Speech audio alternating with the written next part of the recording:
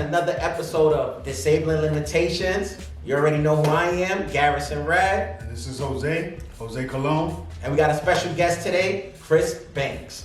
Thank you guys. Thank you for bringing me on today. Appreciate y'all. Of course. So we got to talk about it. The people want to know, what do you do? That's the first question we always ask. What do you do? Well, again, my name is Chris Banks. Okay. I'm born and raised down in East New York. I ran for office a couple of times. New York City Council, New York State Assembly. My life has been about public service. Okay. And then which had led me into going into politics because I saw the need to make some change in my community. And one of the biggest things that some of the issues I've been fighting on basically is fighting against the oversaturation of shelters, affordable housing, against police brutality, because we know that the NYPD is one of the most racist organizations, I think, in the city of New York, and has a history. So until we, those are the things we have. And obviously, criminal justice reform, those are some big issues that you've seen through Black Lives Matter and so forth and so forth. And what seats did you run for? City a council. lot of people don't know the difference between the seats when it comes to it. Well, the city council is a city seat. The state assembly is a state seat. Okay. And what's the difference between the two? Between city and state? The city and state, both of them are legislative positions. Mm-hmm. But the difference is that one is on the city level you deal with city issues, governance, and on the state level you deal with the state governance. So you pass the state budget, which is a little over $118 billion or so, and then you get the city budget, which is a little bit under $100 billion. Oh. Yeah. So wait. Why does the city have more money than the state? Oh, because the state, actually the state has a bigger budget than the city. Oh, okay. I got confused just now. So Yeah. the state's $100 billion. So it's about $89, $90 billion. Okay. Budget is the budget for the city. Okay. And the state is about $120 billion. So the state has it's much bigger. Gotcha. Okay. And if somebody want to run for office or run for a council, city council, how do we even go about it? I always tell Junior, my goal is to be mayor of New York City one day. It says it all the time. Yeah. He says it all the That's time. my goal. I see myself, that's my foresight. So how do you even get started in politics? What do you do? Well, before we even get to that point, Yeah. that's like going towards closing. Okay. Because for me, that's a deep question. You right. I want to start with you. Right, as an individual, I know you on a personal level. I seen what you was about. I admire, how you went about, especially during this time. Right, last year was one of the we seen as a collective, as New York City, the world, right, seen what we went through, and you out there fighting. I seen on your social media platform how you actually even flew out to a different state, which is Minnesota, with different people, and you out there marching. And that's one thing that I was wow, I saw you in a different light with that, right? Because it's okay, this brother really cares about the issues that are really, really going on, not just in our community, but in every community, right? And when I say every community, I'm talking about Black communities, right? Yeah. That goes on every day. Right. But the question I want to, really get down to was, why politics, right? Why politics, and what do you feel you're bringing to the table, right? That can change, outcomes. Well, obviously, I'm a hard worker. And I think growing up in East New York, all of us who grew up in East New York, we kind of got a different, let me say some of us, but those who the opportunity was there, some of us were able to just take that hustle and then put that energy and apply it to different areas, which made us either a threat or a mobile in a sense, or something, a nuance in that particular industry. And this pandemic, it increased it augmented that whole focus.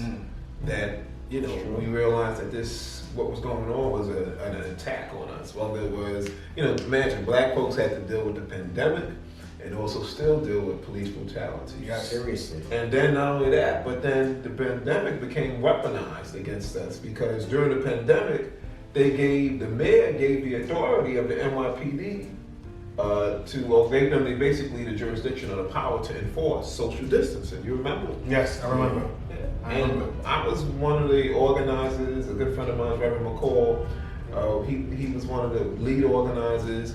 We actually led the first motorcade in the city of New York to 4 different precincts.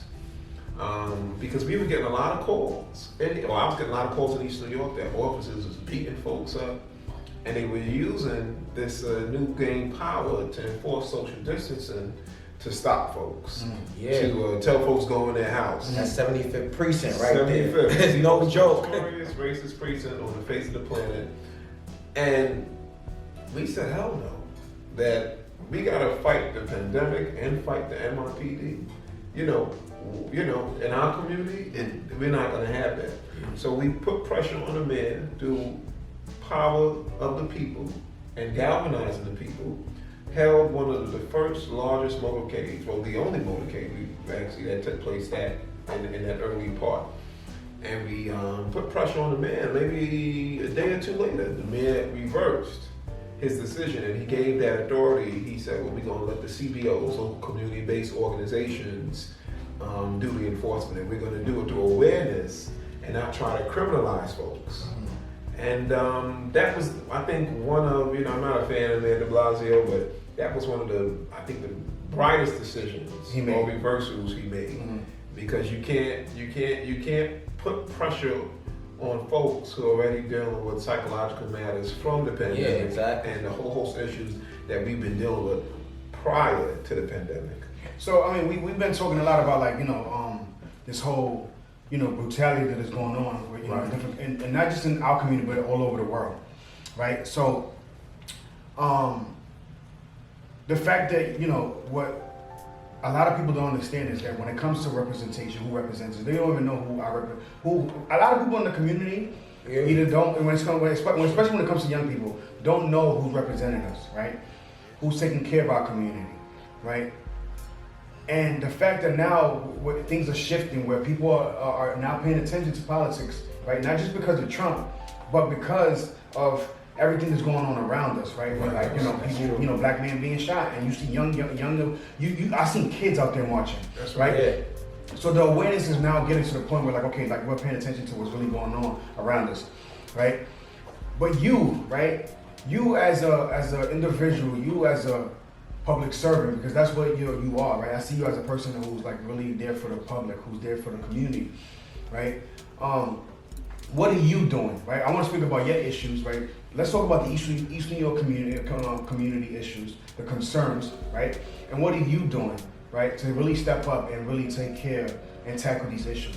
Well, let me say this: East New York is a microcosm of an oppressed community. I agree. Especially if you look at all of the black communities in throughout the country. Yeah. You can pick a little bit and pull it out of East New York: poverty, housing discrimination, oppression across the board, the criminal justice system, you name it.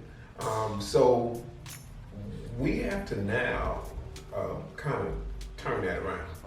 And I have to listen. We've had elected leaders who've been in office for years and years and years. And one of the things we've been pushing, we want more younger folks to get involved.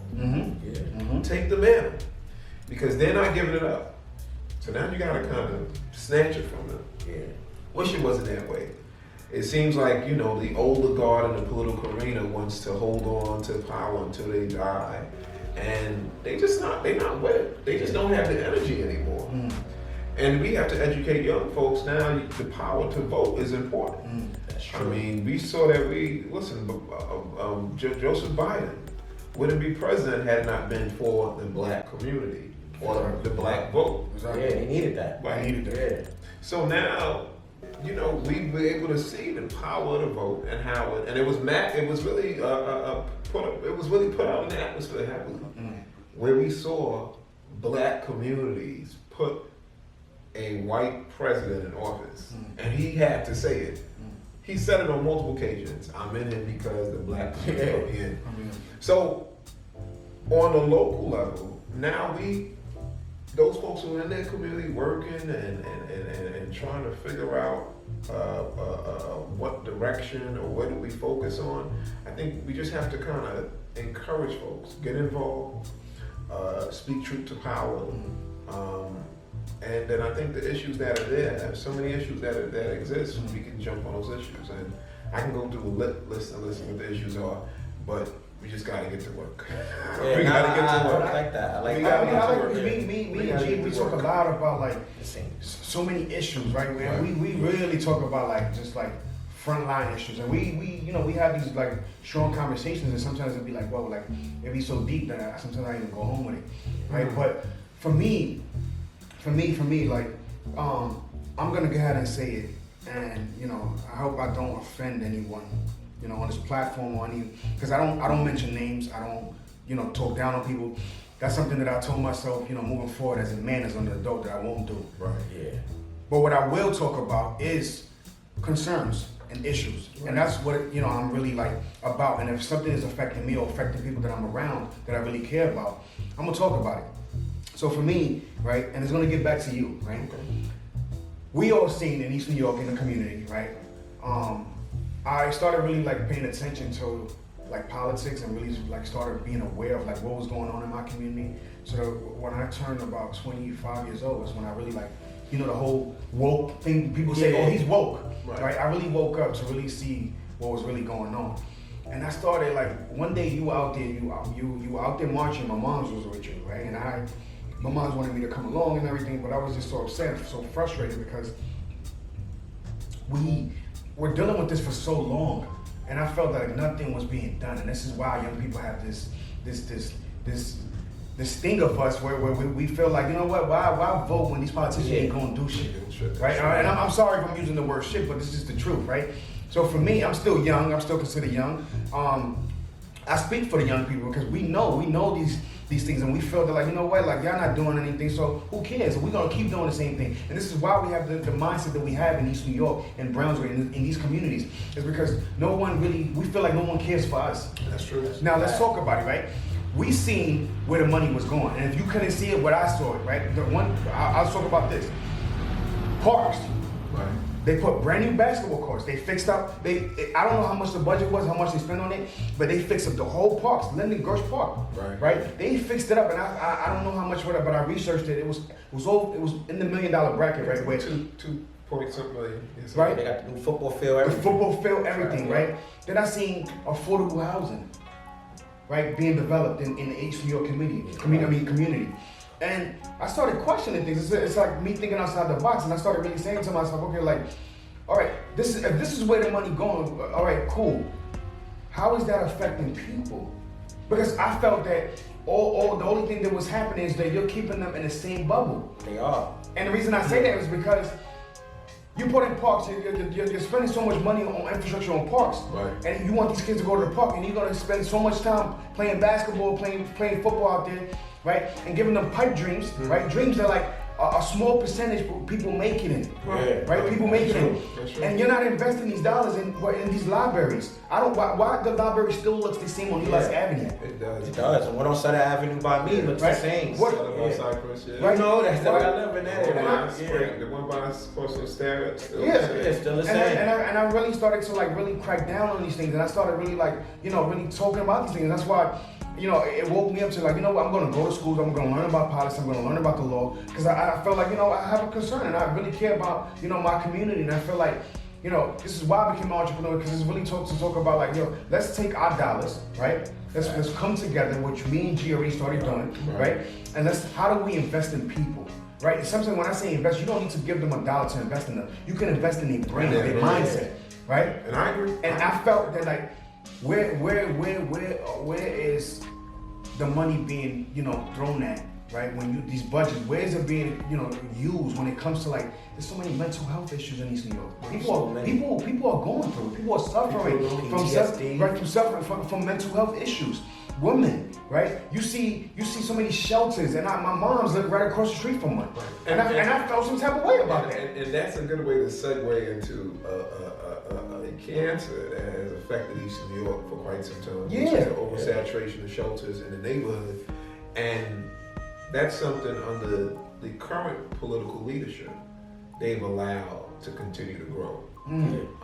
It was funny because to piggyback on that, when you just said the shelter thing, I did a Google Nest commercial about 2 years ago, and the park that we shot and filmed me doing pull-ups and stuff was a park in East New York, right across from Linden Plaza. I can't think of the name. Harry Van Arsdale or something like that. Granville Payne. Yeah, Granville Payne, and it's tons of homeless. Well, Not Granville Payne. It's something like that. I know the park. Yeah, but it's a shelter right there. And the people, these are very wealthy, affluent white people that was filming me, 30-person camera crew for one person. Right. And they never seen it before. Like so much people that just was lost and didn't have any like opportunity. And that's why I brought them to that park, because this is where I train at. These are the people that's comfortable and around. I'm in tune with. So I gotta show you where I'm from. And that's why I use my platform of being a Team USA para powerlifter.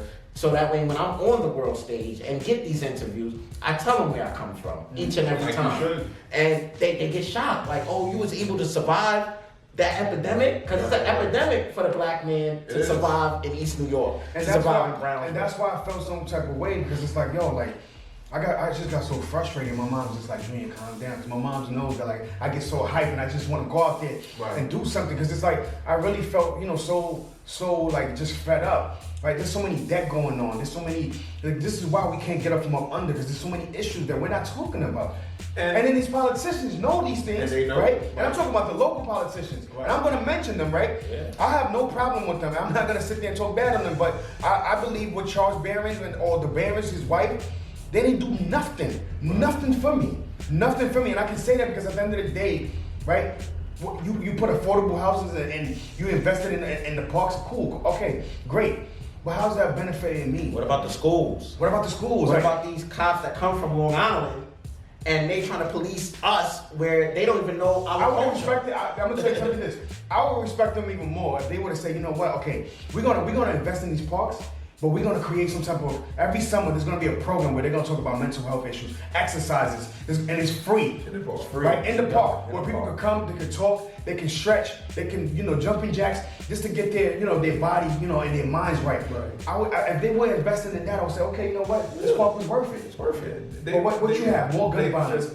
I have friends that died. Right. In that park, in those parks. I'm like, how was that helping? They've just been in a way. Yeah. And not only have they been in a way, they just also, they haven't added to helping to fix East New York. I mean, the 75th precinct has the highest stop and frisk. Close to 1,300 officers have been disciplined or found to have done misconduct. No discipline. I mean, some of them got promoted. Some of them got minor smack on the wrist. Or transfer to another precinct. Or probably transfer to another precinct. But nothing that should have been done to the level of the damage they've done to our community. Charles had the opportunity to write legislation. Over the when we were doing the Black Lives Matter, we ended up getting 17 bills. I think it was 12 to 17 bills that were passed in the state legislature, which directly dealt with holding officers accountable.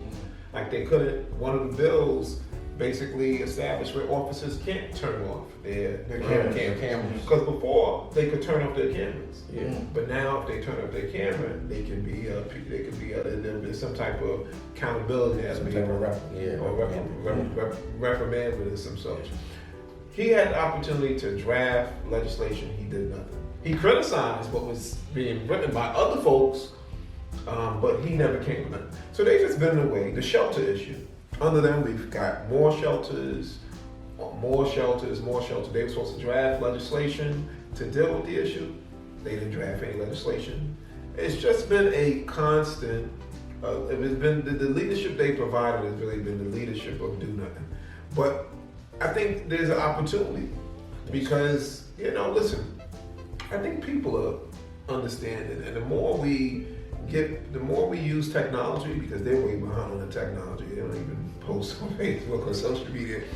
Things are changing. Things are changing, and they'll say if you don't want to get on the train, get out the way. Get out the way. And that's what it's gonna keep going. Yeah, it's gonna keep going. People are yearning and hunger to learn, and they want to move. They want to move up. Nobody want to stay impoverished. You're not going to teach and preach to me this constant poverty pimping type approach that they've been doing for years. Oh, the white man's coming to get you. The white man's coming to get you. And I hated that. We understand. I felt like that was their go-to move. Was this whole Black Power thing. And I love it, but at the same time, like, just don't let that be the whole. Yeah. This is what East New York is, Black Power. Like, come on, there's issues, man. There's really like going on, and it's like at the end of the day, like, what are we doing to really have a conversation? Right. And I always say this, and this is gonna be deep, right? Why is it? And I told Chris this when we had a one-on-one conversation about our barbershop. Right. Why is it that you only see politicians come out when they want to vote? It's time to vote. Mm-hmm. That's true. But they're not in the communities. I see Chris Banks more than us average. I don't want you to look in the camera and say that. Yeah. Right? Why do we see more politicians? These politicians. That's right. Right. When they want to vote, right? Why do we see them more when they want to vote? And when they get elected and they get in office, they disappear. They disappear. You don't even see them. They disappear. You don't even see them. Honestly, they disappear. I agree with that. For me, it's like I see an issue with that. Like I said, I see Chris Banks way more than I ever saw Charles Bannon or even his wife. I never even had a conversation with his wife. Yeah. Right? And she's my representative. She represents me. I see a problem with that. And I want to make sure that, like, the public, our audience, really know, like, what's really going on. And this is not just an East New York thing. This is all over. Yeah. And I want us to wake up. I want us to really understand that, like, we're going to hold you accountable for your bullshit. And we are the people who really have the power, because at the end of the day, we're the ones that, come to you and, making sure we voted you in there to represent us, right? So, when I spoke to my brother Chris, I said, Chris, the only thing I ask for you is not to play me, don't play my people, right? Be honest with us, and you always have, I will always have your back, right? Because at the end of the day, it's important for, like, people and people in the East New York community to know that, like, we gotta stand out for us, and we gotta start using our voices. We gotta start using our platforms, and we gotta have a conversation, and we really gotta talk about issues and what can we do that can benefit to fix things. I'm always thinking about the benefits. I'm always thinking about how do we mobilize? How do we fix things? And I felt that, like, what the Barrys were doing didn't do that. Right? And I felt that, like, this is why I wanted to lead that community, right? Like, why is it that when people become successful in East New York, right? And I can say that because I know successful people from East New York, they left, right? Why is it that every time we get our degrees, we get ourselves good jobs, right? And the first thing we do is, like, I'm not going back to that neighborhood. You know what somebody told me one time that really hurt me? Somebody said, she became and I'm not gonna, I don't want to, throw her out there or whatever. Because I don't even want to put the color out there, but it hurt me for even saying that. But she was from East New York, and she said, "Why would I want to go back to that dirty ass neighborhood?" It hurt, right? Because it's like, damn, that's how you see the neighborhood, right? And I just felt that, like, okay, if you felt that it's dirty, what are you doing to clean it? Right. There we go. That's right. Absolutely true. So my whole thing was like, okay, you know what? Yes, I did move out, but I'm always in that community. I'm always there with my mother. I'm always there hitting up Chris and thinking about, sharing these ideas. I came to him and I said, yo, Chris, I'm creating a platform. I got this idea and I felt like, this is needed in the community. What can we do? And I came to him and I believe that if he's in office, I can always come to him with more ideas and say, yo, Chris, I got an idea, and he will have my back, right? And that's what we need in the community. We need leaders like that. We need leaders that are going to listen. We need leaders that are going to actually execute, right? We're not just listen to us, but actually execute in the vision, right? So people, and I'll say this too, just to add to that, people see, I think for the longest, people have been fed smoke. Yeah. And they haven't actually seen, like, we haven't seen officers arrested and thrown in jail for killing black folks. Mm-hmm. We haven't seen our politicians truly deliver for us. Yeah. And that's why I said now is the accountability phase. This is not the oh, well, what are you gonna do for us? We passed that. Yeah. We are dying, and it's dire. That's why I said it's an epidemic. It's an epidemic. It really is, because even after, like I like to tell folks, after the epidemic, there's still the black folks will still be dealing with an epidemic. Yeah. Our community, they always say when America gets the flu, or when America gets the cold, we get the flu. Mm-hmm. Yeah, it's always works. It always works for us. Yep. And the question is that even though we know that and we understand that, and we've been receiving this ill treatment for years historically, with the pandemic, obviously we've seen the disparities explode, right? Mm-hmm. Yeah, we've seen the disparities explode in our community. So now we have to say, well, listen, the folks that are in leadership, you gotta go, because the same way with Black Lives Matter and with the marches that took place, our beef was with the current electeds, because we said, well, we have so many minorities that are in power, been in power for the last 25 years. Mm-hmm. We shouldn't have to be marching right now. Mm-hmm. Seriously. For police accountability. Mm-hmm. These laws should have been on the books. We had Amadou Diallo in the early 2000s. Yeah, Sean Bell. We had Sean Bell. Yeah. We had Louima. We had Patrick Dorsman. We had Anthony Baez. I mean, you name it. Zongo. It keeps going. It keeps going. And those are the ones that we know about. There's so many others that was affected. I remember growing up in East New York seeing cops beat up my friends, just cause. We got a friend. It was regular. We got a friend that have a lawsuit for like $250,000. You're talking about what's his name? And he's a detective. White guy. No. We're talking about our friend. I know the white detective you talking about, because he done threw. He's notorious. He's not in 75th. I actually ran into him because I had an altercation, and I was in Flatbush, and I had got like a DAT or whatever because my uncle's a cop. Right. But while I was there, he came up to me. He said, "Oh, you from East New York, right?" And I was like, "I know you." He's like, "Funny looking at me." Yeah, he's like, "Oh, you that dude? You got a dude on your block that has a Bentley. What you know about him?" I'm like, "Just as much as you know about him." You feel me? Like, good response. So he's like, "Yo, I could get you off." I'm like, "I already got a DAT. My uncle's a head superintendent for the police force." But we got a friend that, and I got a friend that got beat up. Got beat up really bad. It was in the newspaper. It was in the front paper. Okay. I forgot his name. I have a friend. I got a few different friends. I don't want to mention them because purposes. He got beat up really bad. Yeah. He won though. He won the case. Yeah. But that's crazy because it's like that's rare. Back then, that's rare. Back then, and this is another thing that like goes on in East New York, and I see it all the times. And now, like my girlfriend, she be like, chill, like she be getting, because I'm on some like Dr. King, Malcolm X, like I be getting out because I'm tired of it. Yeah. It happened to me, right? But one time I was driving, it was me and my little brothers and my best friend, right? We driving, and because I look young, because I had a red bubble coat, right? And because I had it fitted on, they automatically was like, and they were riding around, right? And I don't know if you can speak on it, but I know there's a system, the quota they have to meet, right? And you know more than us about it, right? We can talk about it. There's Popo, right? So Chris is gonna get into that too, right? But what happened was, and this is back then, and this is why I wanted to educate myself, and I really started like really like started reading books. I'm educating myself in the law, and I just didn't tolerate that no more. Yeah. But I was driving, they pulled me over right in front of 213, PS13, the school I went to. They came, they were like, "Can I see some ID?" I gave them my license. I had my license. Gave them my license. So you guys don't got no drugs or no guns in here, right? And I'm like, nah. We're like, nah. Well, but back then we young, we don't really know, right? And it's going on right now. Yep. So he's like, all right. So we're gonna search the car. This is in the third. So they got out the car. This is my father's car at the time. He had the Sequoia.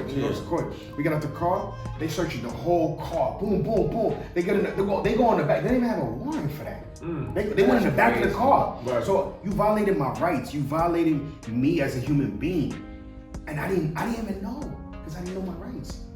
Right. So now that I see it going on, I ask, right, and I say to young people like, hey, do you even know your rights? And we're like, do you even know why they stopping you? Right? Do they even do it? Like at the end of the day, they're gonna run you with the whole probable cause act, right? Oh, there was a probable cause that like we felt that he had something in there. Come on, they're gonna give you that. All right, but why is that going on in only urban neighborhoods? That's not going on in You know, and more, you know, don't say it. Not in white and now, you know, exactly. So for me, it's exactly, and that's crazy. And it's still going on. It's still going on. So Chris is, I mean, listen, it's still. Chris gonna talk about it. It's still happening. I mean, every day, young black men's rights are still being violated in East New York. And tell them about the quota. And in a lot, and yeah, there have been quotas that have existed. Whether it's given even simple tickets. Yeah. There was an article that came out a couple of for bonus or something, or overtime money or something. That they were like putting pressure on officers within the within the 75th to give I guess it was summonses for tickets and cars and stuff like that. So again, even on that level, I mean, that's why I was in it, because a lot of folks were complaining about the amount of tickets folks was getting. Yeah. And that's why I'm not really big on a lot of these speed. Well, what about the speed cameras? You notice they're in certain neighborhoods and not others. They're heavily placed in some communities. Yes. Some communities. And it seems like in poorer black and brown communities, we always get the brunt of everything. All I like to say, we always get the shitty end of the stick. You know, we get beat up all the time. So it's a declaration of war that has been declared on our community. And that's why, and again, that's why accountability is needed, because we know who the enemy is, or we know what the opposition is. We know their tactics. Now we need soldiers and generals to step to them. And that's why I talk about And not just step to them. Well, let me say this. This is not about violence, but this is stepping to them in their world. We gotta beat them with this, and we gotta beat them with this. And once we master this, then this becomes a collective. I mean, comes with it. And in the collectivity, this is powerful. This, you know, the greenbacks is everything. But we gotta build this collective and build this strong collective and get more folks involved. And I think, as I said, folks are getting involved. And that's why, like you mentioned that, because I actually went to James Madison High School, which is totally out the neighborhood. And some of the things that the individuals do in those communities is way worse than you ever see in Brownsville. And we talk about it all the time. And they don't get no punishment for it. Right. You got people, right, walking around Wall Street with blunts in their mouth, smoking right in front of the cops. Right in front of police officers, and they get away with it. Right. Big time. But like, I wanna make sure that, like, I say this right in the right way, right? Just pull that out. When it comes to, the NYPD, this is not us attacking the NYPD. Me personally, I have nothing against the NYPD, and I want y'all to know that, because this is not me coming out using this platform to bash the NYPD. I believe that, like, we have good officers and we have bad officers. We have good politicians, we have bad politicians. We have good teachers, we have bad teachers, right? But just don't violate or abuse people because they don't know, their rights, or they don't know, they might not know what you know, right? And it's called taking advantage. And that's something that I'm against. I'm against you taking advantage of people, right? That, may not know or may not have an understanding of what's going on. And because they don't understand or because they don't know, doesn't mean you could come in there and take advantage of them, right? True. So this is why we created this platform. So to the NYPD, this is not us coming at you, right? This is just us talking about the real life experience that are really, really going on in the community. And it's a reality. It's a reality. And right? we just want accountability. But my next question for Chris, please tell the people, because some people might not even know, right? But now that you're on this platform, I want people to know what you actually did and why you did it, because it was so, like, powerful for me. It was just like just watching you and seeing your lives. Even when it came to, when we were down at City Hall, right? I seen you live on City Hall, walking the bridge. I seen you. I can name them. You walked the bridge. I seen you on City Hall. I seen you go down to Minnesota. Please tell the people, why you decided to do that. Well, let me say this. This has been a calling on my life, and I believe this is about fighting for the village. I mean, we are at war, and when you're at war, we gotta engage. We gotta do battle. Yep. So go into the site where George Floyd was murdered at, and going and standing with his brother, Terrence Floyd, who was with us, and Reverend McCall. It was a delegation of folks, Stanford groups, and a couple of folks who went out there to go to the site and to say, like, we're representing Brooklyn, representing New York City, East New York, Brownsville, and to go there and say, well, listen, this takes place every day in America, and we gotta hold America accountable. And not only hold them accountable, but at that point, it was by all means necessary, because you've seen what was going on in the streets. When I got back to New York City, we were protesting. I was actually at the first protest by the Barclays Center. Okay, when they were trying to drive into people and set the car on fire. Oh yeah, I remember that. That's when they was afraid, because that's just the first time in history. They seen people organized. Folks went to Manhattan, broke into some of the stores. And one of the key things folks, the media's putting out there, why are they looting these stores? Why are they looting the properties? These are plain places they have to shop at, X, Y, and Z. The message to them was that we built this country, but we haven't benefited. Those stores that they talking about, we don't own those stores. We don't own those. We don't even own them. We may work in there, exactly, but we don't own them. We have no ownership over them. Exactly. So we weren't burning things that we own. We were burning burning a system that to me represented oppression, that represented keeping us in the position that we at, that supported the NYPD. Yep. I agree with you. So it was really not about, it wasn't a riot, it was a rebellion. We were rebelling against a system that for the longest has oppressed us and kept us in a position. So this rebellion that took place over those months, it needed to take place. It was necessary, and I say it was necessary.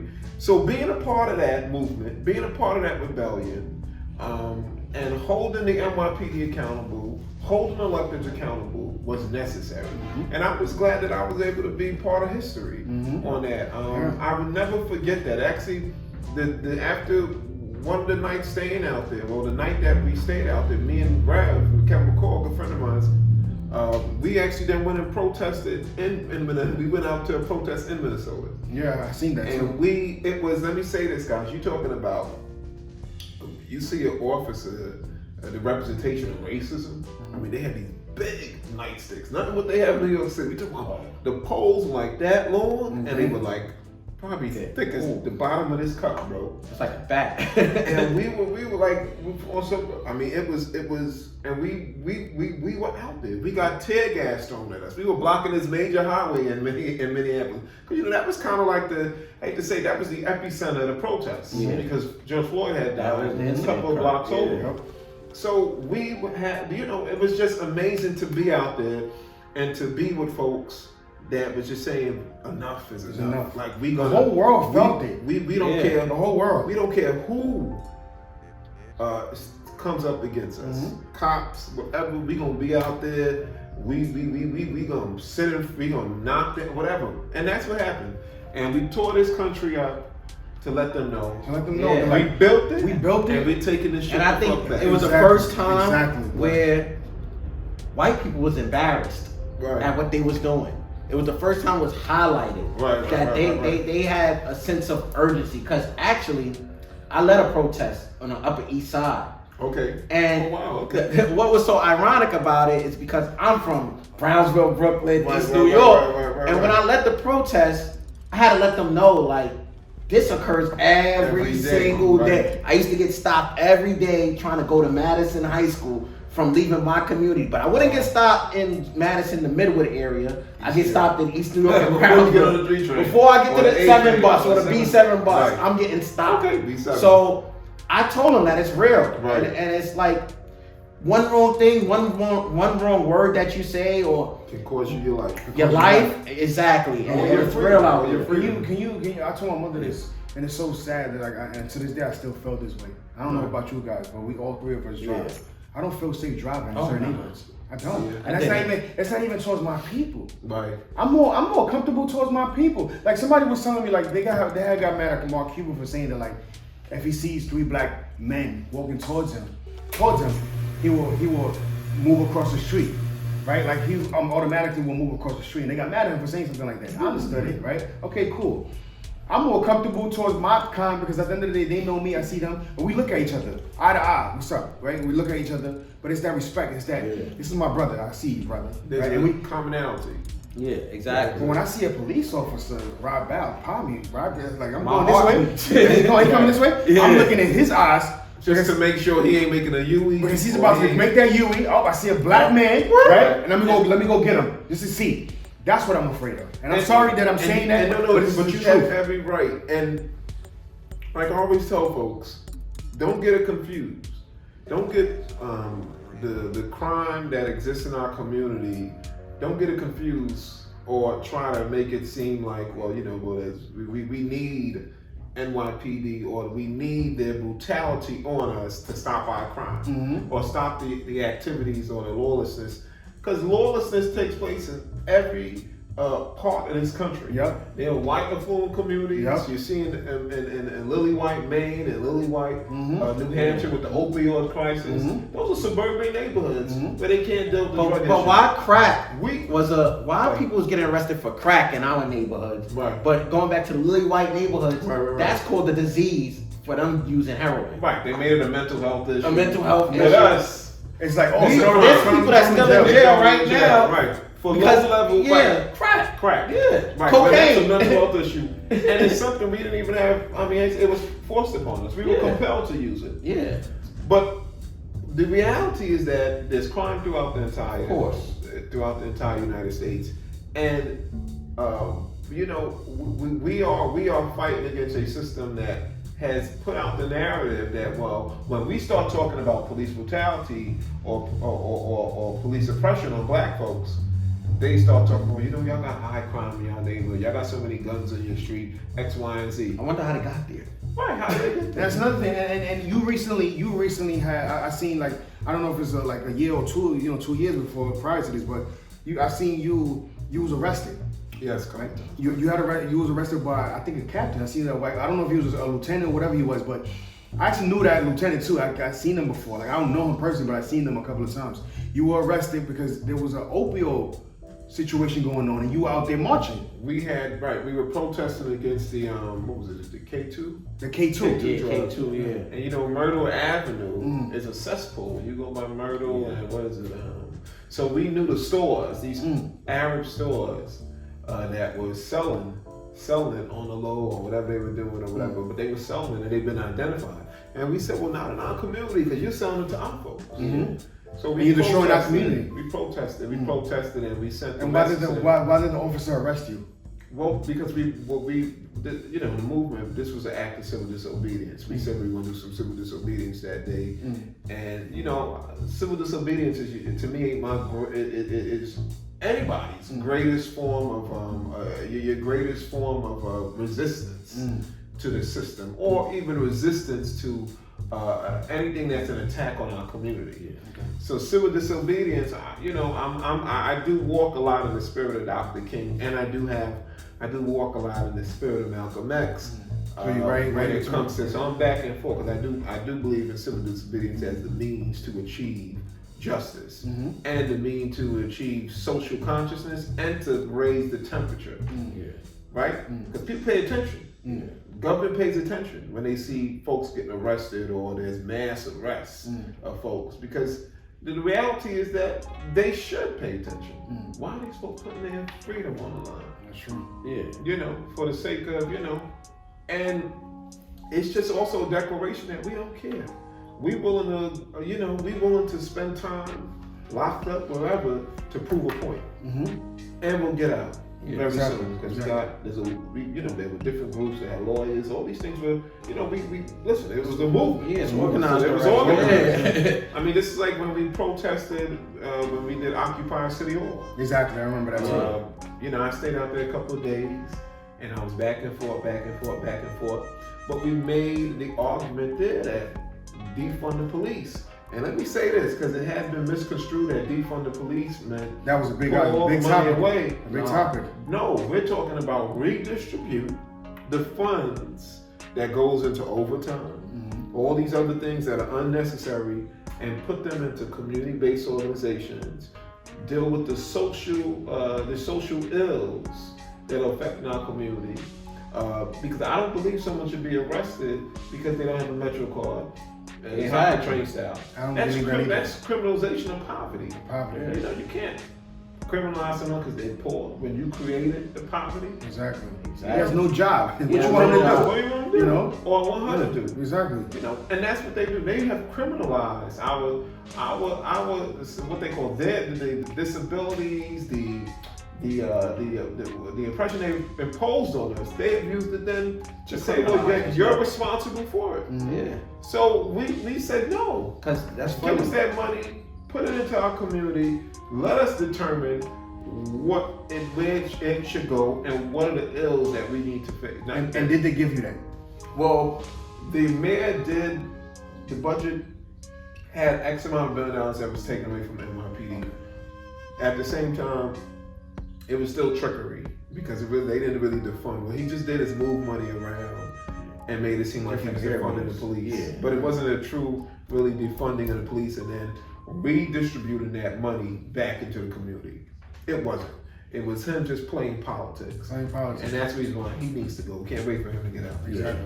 And that's funny because even when I got shot, right? I got shot on the corner of Ralph and St. John. Okay. And the police officers was interrogating me while I'm on the ground bleeding. They interrogating me, asking me questions like, who did this to you? Why they did this to you? Crazy. And I'm like, I can barely breathe. I don't know if I'm gonna make it. You feel me? Like, and that's what y'all asking. So that gave that. Ever since then, I already had an idea that they have us in a bubble, and they think we're all criminals first, Talk about it. and then we're people second. Right. So the things that I do now is humans third. So- I wouldn't say second. So one of the things Give them too when I much. did the TED talk, Right. when I did my TED talk, I had to tell them about my neighborhood. It's an impoverished neighborhood, but these us individuals, we have manners, we have respect, we have morals. They never talked about the schools, the shitty teachers they gave us, the 35 kids in one classroom that they gave us. Where and then they give these teachers from Long Island, it's probably their first job that don't even know what's going on. I remember, and I actually went to a pretty affluent school. I was in a gifted program, so I had to travel a little distance. And my teacher said, and it was only 2 classes, and my teacher said, would never forget this. He said, this was the hardest class I ever had to teach. And I said, if this the hardest class you ever had to teach, imagine when you go to the hood, like where I'm really from, you're not gonna make it. You're not gonna want to teach these students.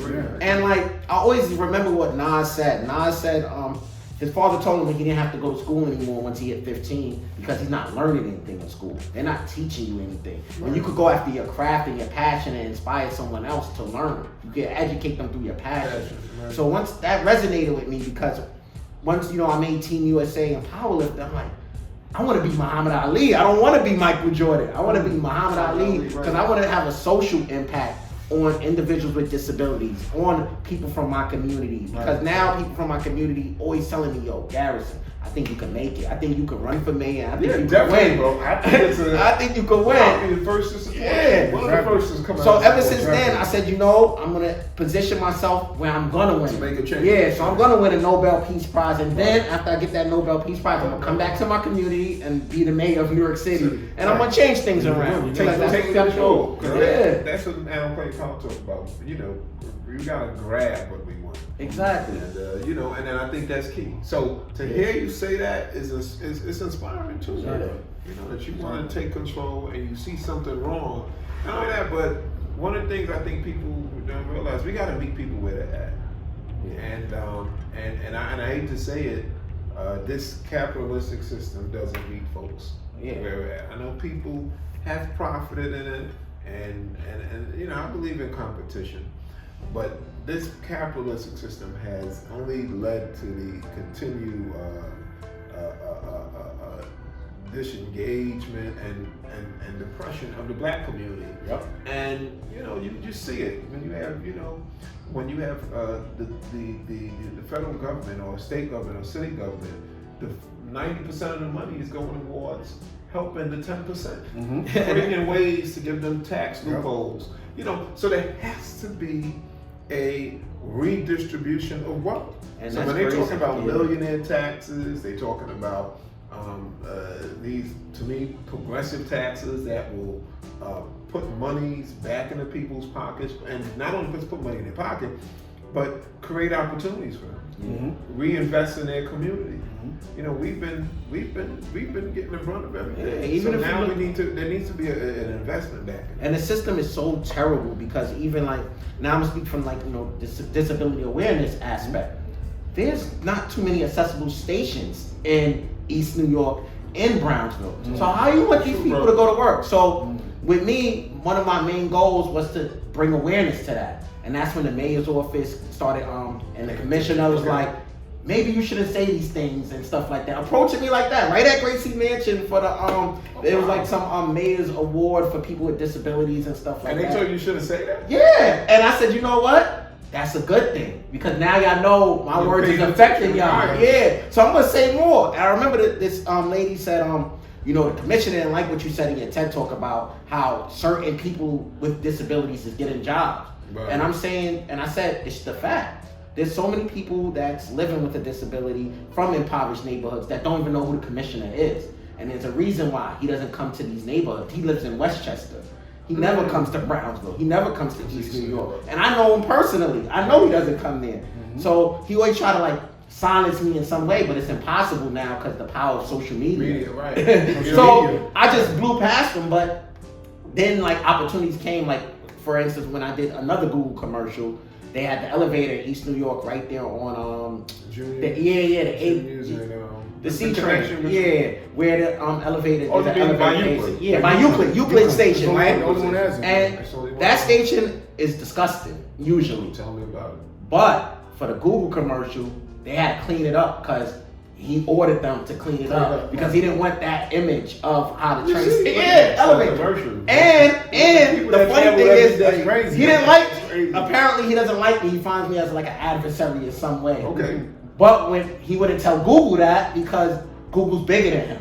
Right. They have more power than him. He didn't want to. So he didn't want that image of himself like, oh, whatever Garrison said in his TED talk is true then. You don't come to these neighborhoods. So they're like, yeah, Which Victor. commission is this? Victor Khaleesi. He said they spoke so highly of. He said he spoke so highly of you. I'm like, so highly. When I was at Gracie Mansion, he tried to run me out of there. Commission for what though? People with disabilities. Oh yeah. Yeah. So he's okay. Yeah, Gotcha. even the dude that they just appointed at for MTA, like accessibility and everything, Right. I know him personally as well. Okay. He doesn't come to certain neighborhoods. You don't probably even take the train, maybe once or twice a year. And he, Yeah. but you see what he's That is saying? true. That is You true. see what he's saying so powerful No is that like for me, I'm like, why I get upset is because like that always goes on. Like, Yeah. and I'm gonna go back to East New York, right? I'm like, yo, the fact that like I never see the barriers in the communities. I never like, you know, they come out when somebody tells them like, yo, you should come to this event because you know it's gonna be good for you, and you know it's not a third. Exactly. That's when you see them, but you never see them at the block parties, just like talking to people and seeing how Only people when are it's doing. time for a vote. Right? Like for me, I'm so affected by that because it's like, at least like, yo, you represented us. Like, at least get to know us. Yeah. Say, hey, look, yo, come see Come us. hang out with me. No, Yeah. I'm gonna be like, July 4th. We're gonna do a cookout. We're gonna talk. I want the community out here. I want y'all to just come. Let's have a Right, good come time. see us. Not even Meet once. folks, right. Since You don't see these people. I'm 31, y'all. Like I'm 31 years old, and I never ever seen that. And you brought up a big thing where you got people that are for our community, but not for our community. Right, Yeah. right. You know what I mean? Like you're representatives, but you're not even there. You're not there. You You've know never what I'm been saying? there. Absolutely. You know what I'm saying? So it's like for me, it's just like, and that's why like one time I had got like into like a little trouble because, you know, I had this news guy, you know, who I was talking to. He was like, yo, like, you know, I like what you're about, and for Channel 12. And he was just like, yo, you know, I want to sit down with you, this, that, and the third, you know, I want to talk, you know, this, that, and the third. And I felt the way because it's like, you know, no disrespect, but I'm like, yo, like, you know, you are someone who works for Channel 12 News, but you are giving the news about a community that you don't even know. Oh no. Right. You don't even know. No disrespect, but you don't even know. Looking at us like, you know what I'm saying? like you outside the cage. Like Right. Number one, and then number two, I felt some type of way about that, and I told him just like to his face. And then another time, right, like we were talking, and I said, honestly, like. I'm keep it straight up. Like, you don't know my struggles. You don't know what I've been through. Yeah. Why the fuck would I want to sit down with you and waste my time, right? Interviewing with you, and what purpose what's that? How is that helping me or helping my people? You know what I'm saying? You're gonna sit there and write notes and this, now, and the third, but at the end of the day, like, you don't know my struggles. You don't know what I've been through. You don't know the shelters that I got to deal with when I go back to East New York. Yeah, you don't know the women that have no jobs. You know what I mean? You don't know that guy that's struggling. They just came out of prison and he's trying to figure his things out. You don't know that. You don't know, but I'm there. I'm frontline with them. I can go to the park and I can do 20 sets of pull-ups with people. Yeah. You know what I mean? Because That's they what know I do, me. yeah. They know me. And I do Right? that. Yeah. So it's like at the end of the day, why should I be sitting here interviewing with you? And I knew the You world. know what I'm saying? That's how I felt. There's no disrespect, but it's just how I feel. And it's funny you said that, bro, because I knew the world was messed up. Because when I worked for the federal government at the Internal Revenue Service, I worked amongst a lot of people that was from like the Suffolk County area of New York. More suburban. Yeah, more suburban. And like they would always say like, why these people was trying to claim this credit? Why do they want these big tax returns? Why are we giving these people that don't work these large refunds? And I'm like, that $10,000 for a whole year, you consider that a large refund? Right. You know why they're not working? Do you even understand why she has 3 kids? You don't understand. You don't get it. You don't get it. You're lost. You're And that's one of the reasons why I had to leave that job, because it was just like, I was disconnected from them. It wasn't what I was living. And I'm understanding the people that's calling crying like, when you going to release my refund? And I'm like, for me to tell them no, and I know what they're going through, their light is really going to cut off. And these people next to me is like, they're dependent. They just making this up. They just trying. No, they're not telling you This it's is real. This is real. I seen people's lights cut off. And I see that speaking of that, because I see a lot of you be on social media, to deal with public housing. Exactly. Now the attack on public housing has been systemic. With NYCHA, I mean, you see NYCHA right now. They don't care about NYCHA, and what they're trying to do is sell off NYCHA. And this is keep in mind that NYCHA is the last bastion of real affordable housing, because it's solely based off of your income. 30% of your income. Everybody who goes into NYCHA who gets an apartment, it's based off of their income, and it's 30% of income. In NYCHA right now, with this idea they call the Rad Program. And this Rad Program is geared to quote-unquote is a partnership with the city, with NYCHA and these private developers. And we believe that the Rad Program is going to lead to what they call mass displacement of folks out of NYCHA. Because I believe that they want to sell off NYCHA. They see it's prime real estate, and it's not making any money. And they want to turn it into more upscale housing. Did they do it with Fort Greene already? I think they did it with a couple of public housing. I seen it. I've been seeing it right across the street from the army, the veterans. Right across the street. Okay. That used to be a project. It changed. It definitely did. Now that I think about it. Starbucks right downstairs. And so we're saying that no, invest in NYCHA. Don't get rid of us to fix it up. Fix it up now. Because folks are living it. Right now. Right now. Meet us where we're at. Don't look at us, we're burdened and we're going to come in and fix it up and make it so, make it nice and pretty. And then next thing you know, over the years, they're moving these folks out. Apartments go fair market. We can't afford it. We have to fight that. And the fight to protect NYCHA and to preserve public housing is to me one of the most important, essential, needed fights that everyone should be involved in. Because it's not about just people who live in the projects or who live in public housing, but this speaks to the broader issue of protecting affordable housing in New York City. Because we see constantly that throughout the city that the prices of rent are becoming astronomical, extremely high. So the question is, if there is not a medium or a place for us to live, where are we gonna live at? If we're not, so if you want to move me out the projects, invest in me. Yeah. Give me get me a trade, give me an entrepreneur, get me into the entrepreneurial spirit. Invest in an idea I may have that may get me make me, put me in a position Where I can afford housing in the city. Buy a house, or I can afford the current rents. Yes. They don't want to do that. They want to exterminate black and brown folks, and we got to fight against that. So that's why, we got to fight to make sure we preserve nature, and we got to do by all means necessary. Yeah.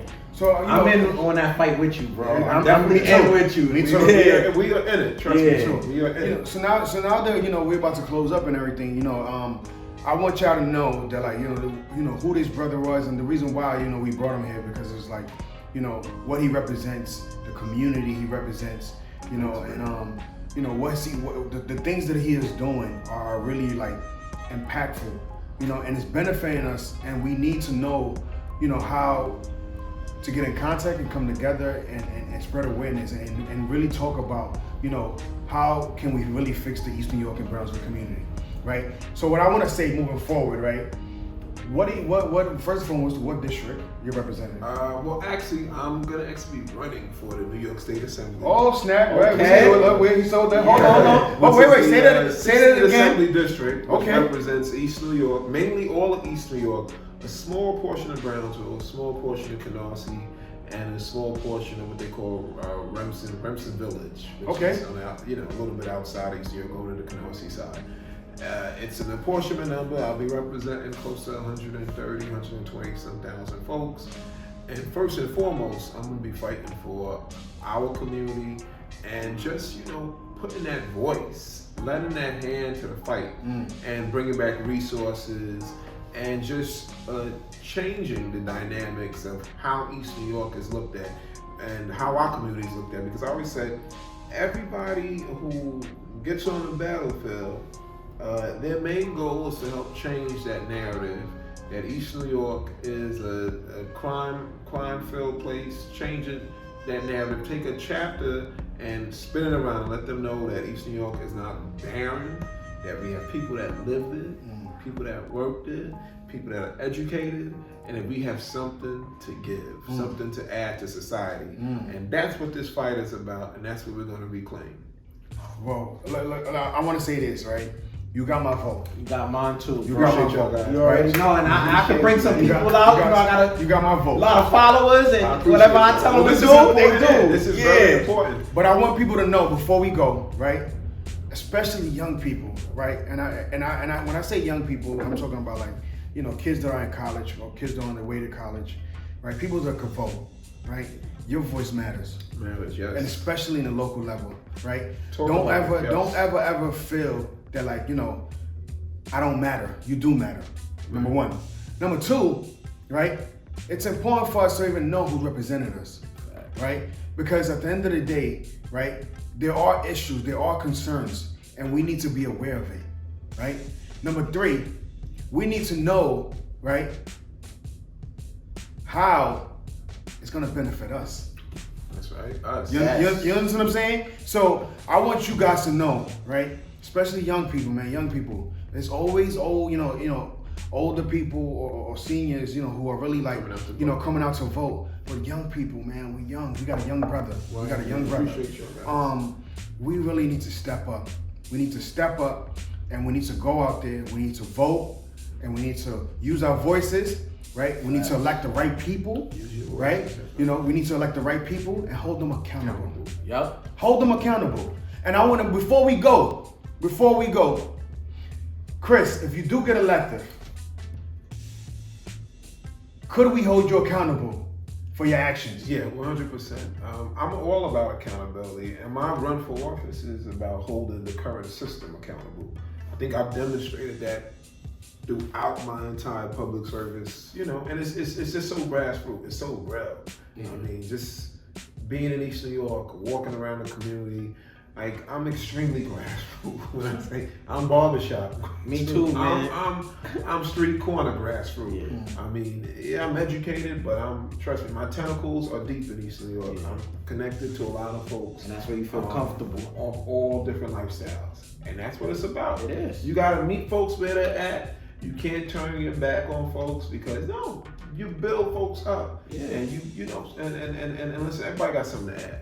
Everybody got something. I agree with you 100%. And I believe, and that's why I always tell folks, you can bank on banks. Yes. So, but I want that's an important thing what he just said. You could bank on banks. How can the people find you? And in this district, the district you're representing, how can they find you, right? If they want to, get in touch with you, if they want to give you a phone call, if they just want to reach you through social media, how can they find you? Well, my social media is Banking on Banks on Instagram and Facebook. Just Chris Banks. You can put it in, or you can Google me, Christopher Banks. And my phone number, you can get all my information from there. You can DM me any issues, concerns you may have. Preferably, I always tell folks, because I get all types of people reach out to me, say, Chris, I need help on housing, X, Y, and Z. But my main focus is my home, and that's just key. There's a Jamaican saying, they say you gotta become man of yard before you become man abroad. It's the truth. So I focus heavily on where I live at, and then I help outside other communities. So again, you can reach me, Christopher Banks, on Facebook, my IG, Banking on Banks, and those are the best platforms to reach me now till the campaign really kicks up. Well, you got it. You guys got it. Make sure when he is running, you go out and vote, because your vote will count. Your vote is important, and your vote will help. Right? Yeah. And also, can I just say one more thing before I cut out? We have city elections coming up. We got the mayor's race. We got all city officers that are coming up. And right now in our community out in East New York, in the 42nd Councilmanic District, we have a candidate. Her name is Nikki Lucas. I like her too. She's running for city council. She's a dynamic, powerful sister, and we need you to get out there and vote for her June 22nd. Oh, that's my birthday. I'm 100% in supporting her, and we want to make sure we pull the vote out for her, because right now we have some folks that are now the Barons who are trying to swap seats again. And this is our point where we're gonna hold them accountable and say, well, you can't use this as your family, these family seats, and just keep moving back and forth. No, we need folks to come out and support Nikki Lucas.